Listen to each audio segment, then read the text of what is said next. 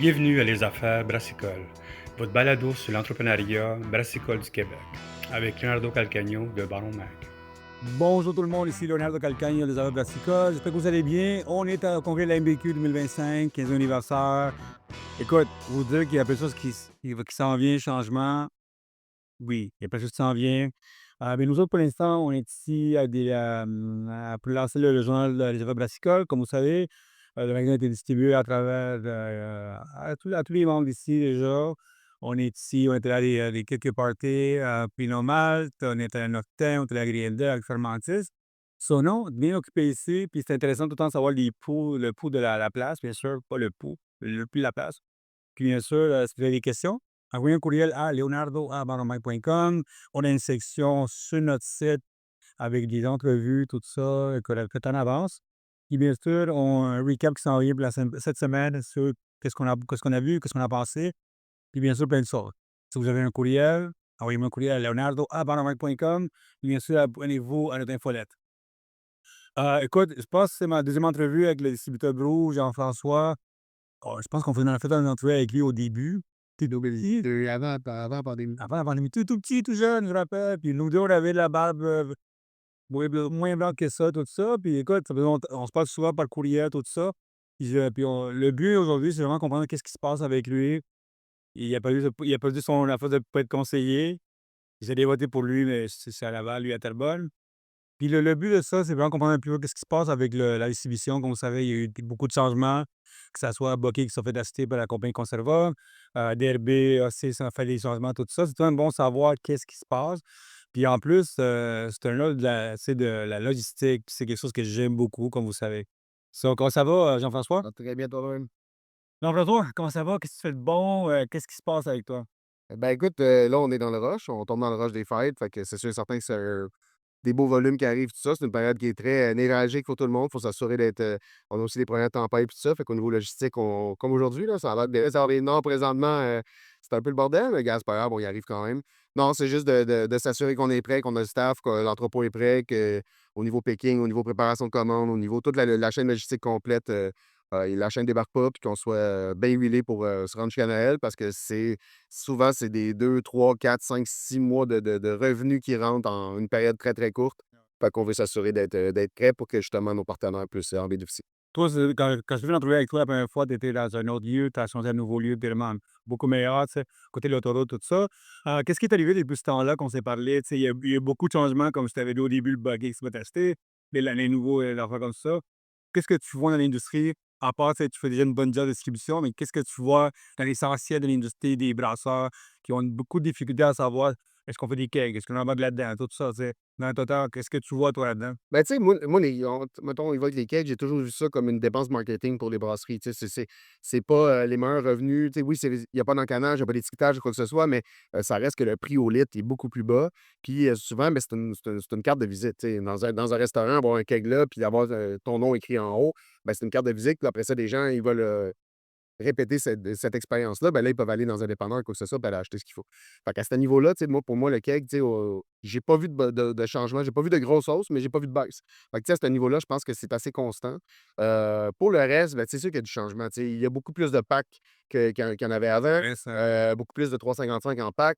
On demande de plus en plus de la caisse de dos, question de gestion d'inventaire, question de flux de trésorerie, tu sais, des petites compagnies, des fois, qui ont pas les moyens d'avoir un énorme inventaire parce que qui gèrent ça en scène, fait que les commandes sont plus petites, 15 de 12 privilégiés versus ta 24. Fait que, tu sais, c'est sûr qu'à ce niveau-là, c'est différent. Un des beaux avantages, on va se le dire, 1er septembre, plus de timbre. Fait que, tu sais, au niveau logistique, c'est énorme. C'est de certains fournisseurs qu'on n'a pas besoin de tenir 2 inventaires, on n'a pas besoin de timbrer. Nous autres, des runs de Montréal, ça pouvait être un 2 hommes à temps 2 gars à temps plein pendant 4, 5, 6 heures Ah ouais? à faire que du timbrage. Fait que, tu sais, c'est des dépenses qu'on n'a plus à faire. Donc nous autres, on l'avait inclus dans les coûts, total. Mais tu sais, des fois, tu te rends compte que j'aurais peut-être dû mettre une surcharge pour ça. Mais écoute, c'est pas ce qu'on a fait, c'est pas l'avenue qu'on a pris. Fait qu'à ce niveau-là, ben, je te dirais alléluia, puis je pense que c'est vraiment tout le monde qui est d'accord avec ça. Pour le reste, c'est l'accès aux tablettes. L'accès aux tablettes qui est de plus en plus difficile. Je te dirais que les bannières commencent tranquillement pas vite à switcher avec une concentration vers les distributeurs pour pas avoir à gérer, plusieurs fournisseurs, facturation unique, EDI, numéro de vendeur. Fait que, tu sais, c'est pas nécessairement tout le monde, qui a accès à ces, à ces caractéristiques-là, si tu veux, mais le distributeur qui est capable de donner ça, d'avoir un service de facturation, collection recevable, ben je pense que ça va être, l'avenue qui va venir dans les prochaines années va beaucoup, beaucoup passer. Puis là, j'ai l'air de le mettre de l'avant-plan, mais je pense, de ce que j'entends, les distributeurs vont être, sollicités davantage pour pouvoir arriver avec un canal qui va être unique et non pas 22, 23, 24, 25 personnes différentes qui interviennent. Ouais, parce qu'on a vu ça, tu sais, dans le temps, on s'est vu, c'était pendant la pandémie, dans ce Ouais, temps-là. Là, il y a eu le changement avec la crise économique, des affaires comme ça. La consommation a changé beaucoup, puis on voit beaucoup de détaillants spécialisés qui ferment en plus, ouais. tu sais. Ça change quoi pour toi comme logistique arrière de ça? C'est sûr que pour toi, c'est une adresse de moins, une adresse de plus. En même temps, tu sais, il y a tu un gars qui est dans la logistique avant, tu vois les affaires en avance. On appelle ça des Oracle of Sales, c'est des affaires comme ça. Comment tu vois ça, tout ça, tu sais, avec les fermetures, des affaires comme Ce ça? qui a toujours été cool avec des DBSQ, les détaillants spécialisés, c'est les volumes qu'on vient livrer parce que le modèle est concentré sur la vente de bières de microbrasserie. Fait que quand on a des distributeurs comme Bucky, comme Brou, de bières de microbrasserie, ben ces gens-là, c'est des partenaires de choix parce que, il faut les servir un peu plus fréquemment, d'une meilleure manière, parce que euh, 80, 85, 90 de leurs revenus dépendent des ventes de bière. Fait que c'est pas comme un dépanneur ou une épicerie que c'est une portion d'un portfolio complet. Euh, donc, c'est sûr qu'à ce niveau-là, quand on faisait des drops dans un détaillant spécialisé, il faut les drops qui étaient plus intéressantes au niveau rentabilité. Quand on perd un point de vente comme ça sur une route, ben, c'est sûr que ça a un certain impact. Des fois, ça va venir à réarranger certaines routes parce qu'on veut quand même garder le même type de service. Je pense que ça n'a pas été si pire que ça. Tu sais, les fermetures qu'il y a eu, je pense que c'était peut-être des fermetures inévitables, que le positionnement, la clientèle autour, des trucs du genre, j'ai rarement vu des fermetures qui étaient dues 100 à l'entrepreneur. Il y en a eu, mais c'est pas la cause première. Je pense que c'est vraiment le marché qui a changé. Tu sais, une épicerie, c'est une habitude de consommation. Fait qu'on va à l'épicerie une, 2, 3, 4 fois par semaine. Fait que de se pogner une bière une fois de temps en temps là, oui, tu as pas de service de suggestion ou quoi que ce soit, mais tu es là, tu la payes à peu près le même prix ou des fois même moins. Fait que c'est sûr que les épiceries, c'est plus facile comme habitude de consommation. De créer une habitude de consommation vers un détaillant spécialisé, c'est souvent pignon sur rue dans un quartier, tu sais, le Maltea à Verdun, mais tu sais, c'est une habitude de consommation, mais c'est pas la même chose à l'autre endroit. Fait que non, la fermeture des DBSQ, je pense que les DBSQ les détaillants spécialisés en général ont des défis à venir. On est toujours là pour les épauler, pour les aider à travers ça. À chaque fois qu'il y a quelqu'un qui nous appelle, on essaie toujours d'arranger quoi que ce soit, les heures d'ouverture ou quoi que ce soit, pour s'assurer qu'ils puissent avoir des produits sur tablette. Souvent, c'est des livraisons hebdomadaires, ce qu'on fait pas, pour les bannières. Donc, ça leur permet de garder des inventaires. Puis, tu sais, je pourrais le faire aux 2 semaines comme les autres, pour maximiser le nombre de caisses, mais si je fais ça, ben, c'est la culture bière que j'ai atteinte, ça. Ce que je veux, c'est que le produit soit accessible, les nouveautés soient accessibles. Ces gens-là ont besoin des nouveautés.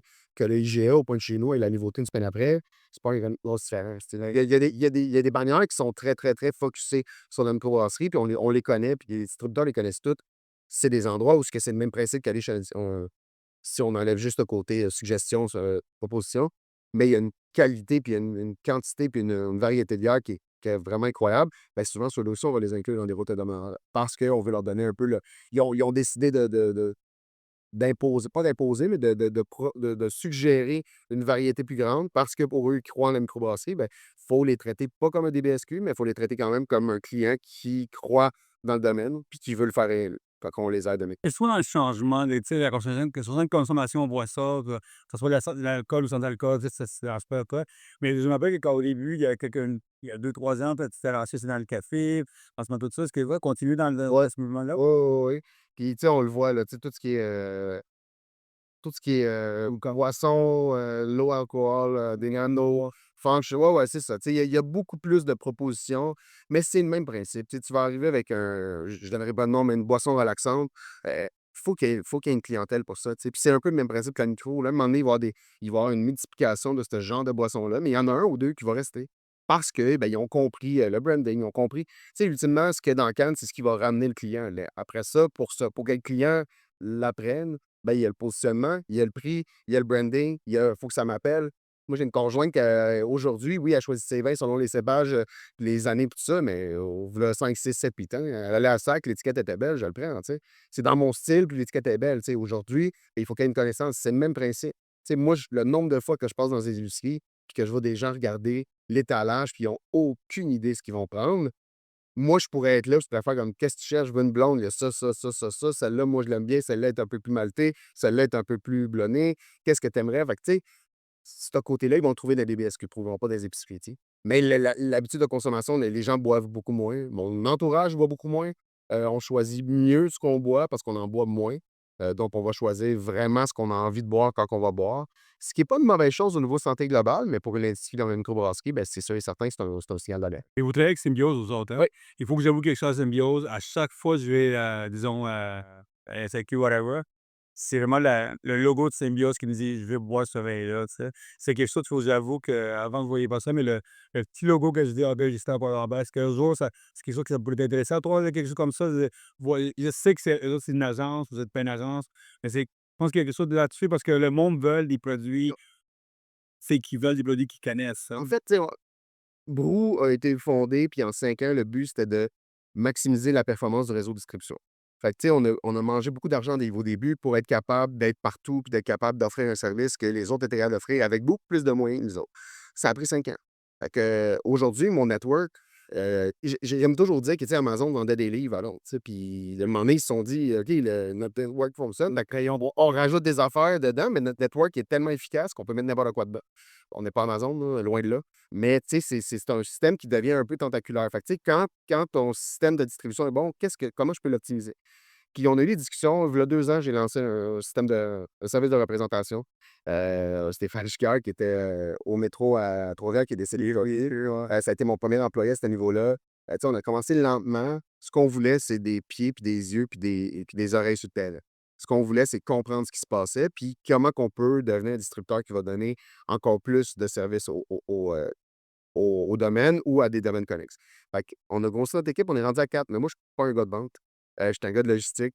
Et fait que, en discutant avec des partenaires, on est partenaire avec Symbiose depuis qu'ils sont dans le domaine de la microbrasserie, quand ils ont commencé avec Mono.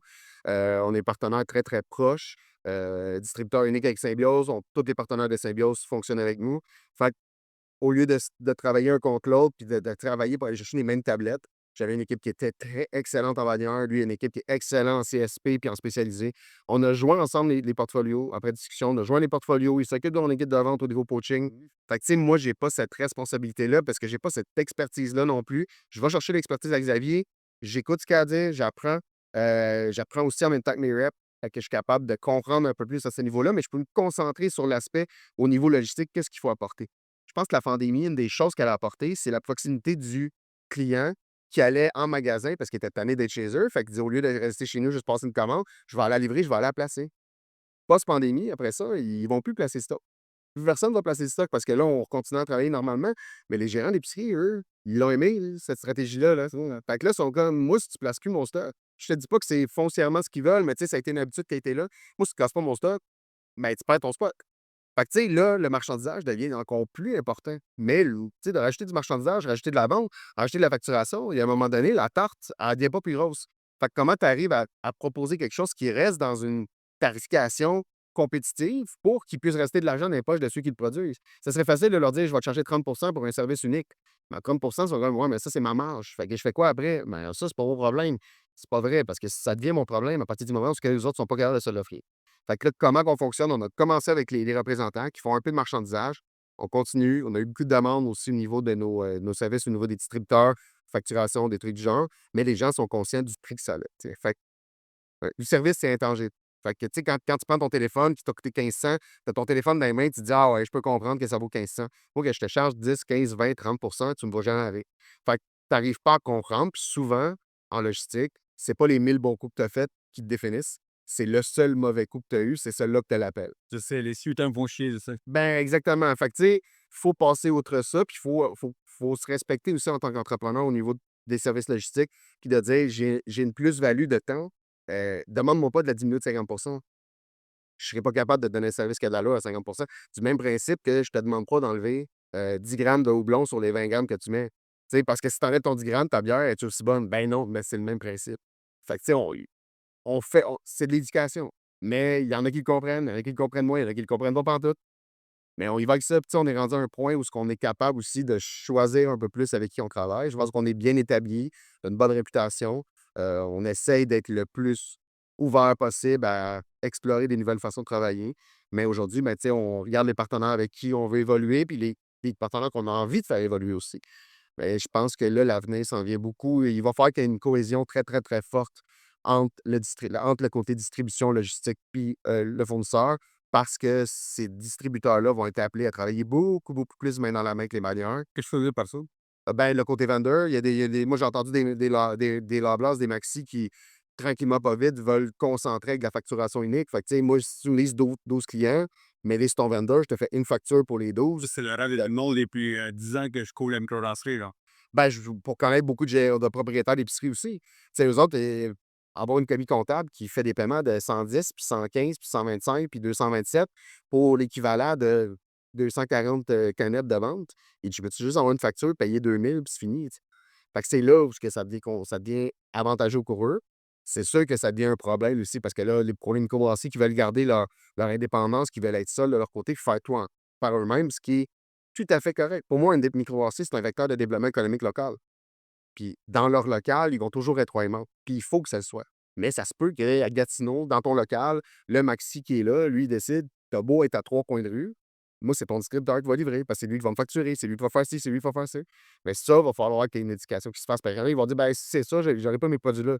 Tu peux pas avoir tes produits à 2 coins de rue de chez vous, quand t'es local. Fait que ce côté-là, ben, il y a des clients chez nous qui le comprennent, puis que tranquillement, pas vite, les salles 2026, mais tu sais, on va transférer certaines ventes locales chez vous, mais on va pouvoir se concentrer sur autre chose. Mais il faut comprendre aussi, quand on paye un distributeur, c'est pas une dépense qu'on fait, c'est on peut investir sur notre propre temps aussi si on a la tête tranquille ailleurs. C'est ce côté-là qui est dur à comprendre parce que la dépense, tu la vois. Mais ce que toi, tu peux apporter de plus, souvent, tu le calcules pas parce C'est que quelque chose que tu devrais éduquer le monde là-dessus parce que c'est quelque chose qu'on voit de nous autres qui sont dans le marketing, que ce soit tu sais, mon gars dit: «Ah, pourquoi ça me coûte 200 par mois faire des infolettes?» On dit: «Ouais, mais c'est du temps que tu as pas», tu sais. Est-ce que c'est d'affaires que pour ouais, éduquer le monde? j'essaie, c'est pas toujours évident. Parce qu'il y en a qui peuvent te trouver arrogant, il y en a qui peuvent dire que tu tiens la couverte de ton bar parce que c'est sûr, tu veux que je te prenne toi, tu sais. Mais je pense que c'est essentiel, tu sais. La personne qui est partie de sa brasserie, c'est pas vrai, là, tu sais, le gars qui brasse sa bière, tant qu'il est en train de livrer, il est pas en train de développer une autre recette. Il est pas en train de perfectionner sa recette pour qu'elle coûte peut-être 2, 3, 4 moins cher. Pendant que moi, je vais écouter peut-être 2 là-dessus, tu sais. Fait que tu as un gain de 2 en bout de ligne, mais ton expertise, moi, je l'ai pas. Je peux pas te dire: «Ben, regarde, va livrer, moi, je vais aller la faire ta bière», c'est ridicule. Tu sais, je serais jamais capable de faire ça. Fait que, tu sais, c'est juste de respecter les expertises de chacun. Mais je pense que tranquillement, pas vite, les gens se rendent compte qu'ils ont pas le choix d'aller vers là. Ben, il y a un côté économique où le monde, c'est chaque Sanois, ils ont peur de le perdre, c'est normal. Toi, maintenant qui es au congrès ici, qu'est-ce que tu entends parler? Qu'est-ce que tu entends quand le monde vient te voir, toi, tu sais? Tu viens de me dire tu as eu 2 3 clients intéressants, des leads et ça, mais c'est quoi la question que le monde se pose de plus? À part le fait de dire: «Ah, tu veux un coût extra», tu sais? C'est une bonne question. J'ai des bonnes discussions, beaucoup de monde, tu sais, honnêtement, c'est intéressant pour ça. Il y a moins de monde que les années précédentes, là, mais j'ai des bonnes discussions. Je te dirais que, tu sais, tout le monde a la même crainte, tu sais, j'ai mon accès tablette, c'est l'accès tablette. Tu sais, moi, j'ai pour mon dire que ce qu'on offre chez nous en partenariat avec Symbiose, c'est la on rassure, on positionne, on donne de l'accessibilité. Moi, après ça, c'est pas moi qui fais l'étiquette, puis c'est pas moi qui fais ce qu'il y a dans Mais ça te tente pas de vous lancer dans ce problème des non. autres? Parce que je rappelle que tu devais comme mettre des tu sais, comme plug and play service, c'est comme on peut t'aider à faire ça, on peut t'aider à faire ça. Tu as peur que ça soit tout en même temps, ça te peur qu'ils comprennent pas? Je te dirais que, tu sais, non, ben, en fait, on le fait, tu sais, oui, il y a du marchandisage qui va s'en venir, il y a de la facturation, tu sais, il y a beaucoup de choses qui vont s'en venir au niveau logistique, tout l'enrobage autour. Mais après ça, quand c'est ce qui est autour de la gamme, le branding, c'est ça, on n'a pas l'expertise à l'interne, puis développer cette expertise-là pour après ça la suggérer aux gens, développer-la à l'interne ou aller directement voir la personne qui l'a. Parce que moi, c'est un professionnel que je vais embaucher, puis il va te charger 100 moi, te charger 115 par-dessus, puis je vais faire 15 il va le payer 100 là, tu sais. On peut peut-être tranquillement, pas vite, se mettre en relation avec plusieurs professionnels, tout ça, puis, tu sais, dispatcher vers ces gens-là. Peut-être que c'est ça qui va arriver, tu sais. C'est une question de pose-pose, tu sais, mais je commencerai pas à avoir un photographe en interne, prendre des photos, puis des trucs du genre. Ah, ça, mais ça te tente. Ben, j'aimerais ça, parce qu'un entrepreneur, ben, tu le sais comment que c'est. S'il y a une pièce à faire quelque part, les idées viennent vite. Puis, tu sais, j'ai un esprit en arborescence assez solide que moi, aussitôt qu'il y a une opportunité d'affaires, je suis déjà en train de penser à mon plan, là, tu sais. Mais il y a un moment donné, il faut qu'on se focus. Mais si on s'éparpille, ça marche pas, tu sais. Même principe, tu sais, une microbrasserie, il décide de faire du still dur, puis de l'eau pétillante, puis de la tisane, puis aussi, puis de ça. Là, à un moment donné, c'est comme, OK, mais tout est correct, mais il y a rien qui est excellent. Tu sais, fait qu'il faut être capable de savoir c'est quoi notre niche. Même principe, tu sais, la diversification des SKU qu'il y a eu dans les dernières années, tu sais, en bannière, il faut penser, ça te prend tes flagships. Tu sais, une Noctem à sa catnip, Prospecteur à sa tête de pioche. Mais ils ont aussi une gamme à côté Prospecteur qui est d'une blanche, une rousse, une blonde. Fait que ça, quand tu arrives en bannière, ben, tu peux placer ça. Après ça, aller dealer un, 2, 3, 4 saisonnières d'espace. Puis là, tu peux rentrer tes saisonnières là-dedans. Puis toutes tes nouveautés, les faire en plus petits lots, puis les envoyer à des bien spécialisés. Pour qu'eux autres aient une plus-value. Tu sais, si t'as aimé la tête de pioche, et là, je veux la nouvelle tête de pioche anniversaire, le 10e, 12e anniversaire. Ouais, ça, faut que tu là-bas pour l'avoir, il n'y en aura pas là. En même temps, je vais y aller. Là, il faut que tu crées de la curiosité. Puis c'est là que tes DBSQ sont importants. C'est là que tes bars sont importants. Pour découvrir puis pour aller pousser ton expérience. Mais je pense que la consommation en bannière va rester, va même s'accentuer en fonction de qu'est-ce qu'il va y avoir comme consommation aussi, tu sais, général. Côté nerd logistique, qu'est-ce qui s'en vient? C'est sûr que tout le monde est dans le côté data-driven, AI, tout ça. Comme moi, ça m'arrive d'écouter une fois par semaine des podcasts là-dessus, tout ça. Qu'est-ce qui s'en vient? Qu'est-ce que tu vois dans la boisson, tout ça? Je suis allé à NBOWA aux États-Unis, à Vegas, pour voir tout ça. Qu'est-ce que tu vois venir ici? Ben, tu sais, avec tout ce qui est AI, tout ce qui est. Ben, en plus, il y a des robots qui vont faire le ménage bientôt, là. C'est pas grave, hein, je suis Tu sais, tu regardes des entreprises comme Metro qui font du picking automatique dans leur entrepôt, tu sais, 90 est automatisé, des trucs du genre. On est dans un domaine de microbrasserie qu'il y a pas assez de constance. Tu sais, oui, je parle de tête de pioche, des trucs du genre, mais il y a tellement de SKU différents, tout ça, qu'à un moment donné, je peux pas arriver avec un système de code barre, je vais créer des codes barres à toutes les semaines. Je peux pas faire des pickings avec voyons,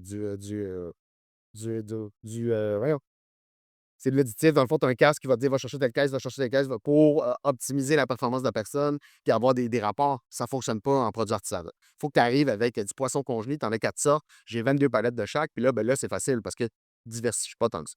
Ça, à ce niveau-là, je ne suis pas tant. C'est sûr qu'au niveau gestion des routes, planification des routes, plus on va donner d'informations dans nos plateformes, un peu comme style Pivot Hub ou n'importe quel autre WMS, TMS qu'on va avoir, ben le système va nous permettre d'être capable d'optimiser ça sans nécessairement avoir 20-25 ans de background en arrière. Le côté humain, la machine ne remplacera jamais ça. Fait que le gérant là-bas, que lui, il aime pas ça à 2 heures parce qu'il est en pause quand c'est même pas écrit, ou le gars qui, oui, j'ouvre mon bar à 2, mais moi, je suis toujours là à partir de midi, tu sais, ça se remplacera jamais, tu sais. Le côté humain va rester, mais si on a des outils qui nous permettent d'améliorer nos performances, d'éliminer le plus possible d'employés. Tu sais, moi, une plateforme comme, mettons, Pivot Hub, c'est un employé de moins chez nous. Oui, elle me coûte un pli X, sauf que c'est un employé de moins qui me coûtera un pli X fois 2. Fait que, tu sais, ça me permet à moi de pouvoir travailler avec mon téléphone, monter mes routes. Je peux être là 1 heure. Les anciens systèmes, c'était 2, 3, 4 heures pendant que quelqu'un d'autre faisait quelque chose. Fait que ces systèmes-là, il faut les prioriser, il faut les maximiser. Parce que c'est facile d'implanter quelque chose. Si tu l'utilises à 10 prends les pas. Quand tu as une plateforme qui est là, regarde les possibilités, le maximum que tu peux appliquer à ton entreprise, va chercher tes cours, va chercher tes formations, demande de l'aide aux programmeurs, demande aux programmeurs si c'est des choses qui peuvent adapter aussi à ta réalité. Souvent, c'est des petites switches, des petites niaiseries que lui, ça va lui prendre 20 minutes à programmer, mais qui, toi, va te sauver 1 heure et demie par semaine. Fait que c'est ce dialogue-là qu'il faut avoir avec nos tech, avec nos IT. Euh, L'intelligence artificielle, tu sais, il y a des brasseries qui utilisent ça maintenant, faire des étiquettes. Heureusement, il n'y en a pas tant que ça. Mais puis je pense que l'art local, les graphismes et tout ça, le travail est encore quand même lu de l'avant. Mais tu sais, c'est indéniable qu'il y a quelqu'un quelque part qui va l'utiliser. C'est de plus en plus. Je pense qu'il ne faut pas en avoir peur. Il faut juste trouver une façon de l'intégrer sans perdre notre ADN. C'est tout. Parce que sinon, ben, des brasseries de AI, il va en avoir 125. Moi, j'en vois déjà, tranquillement. Dis-moi, tranquillement. Oh, ouais, j'en vois. J'en vois, tu sais, J'aimerais pas. on avait écrit un article sur comment brasser une bière avec le AI. Ça chialait, puis tout d'un coup, c'est l'article un des plus lus jusqu'à là. Et dis-moi que ça vient avec ça, ouais. Mais tu sais, le AI, en même temps, pour le consommateur, tu sais, moi, j'aime les brumes de ce style-là, puis tout ça. Mais tu sais, si on popule dans nos banques de données, tu sais, si les brasseries mettent les informations à jour sur leur site web ou des trucs du genre et bières, puis qui donnent un maximum de notes de dégustation, ben tu sais, avec le AI, on peut peut-être monter une plateforme de maturité, disant, hey, moi, j'ai le goût d'une blonde ou blonnée avec tête. Ben tu sais, peut-être vont dire, donne-moi 3 suggestions québécoises autour de moi. Ben si ça parle avec des plateformes comme Pivotal, ça parle avec des CBA, ben là, tu sais, le consommateur, il va aller directement à ce qu'il veut. Est-ce que ça enlève le côté découverte? Peut-être un peu, mais en même temps, si ça crée de la clientèle de plus, why not? Faut pas en avoir peur. Tu sais, de toute façon, elle est déjà là. Fait qu'elle va être implantée, puis elle va juste prendre plus de place. On est déjà dans iRobot avec le robot qui s'en vient. Fait que, tu sais, on est aussi bien de commencer à se dire T'as vu Neo? ouais, ben c'est exactement ça là que je te parle, là.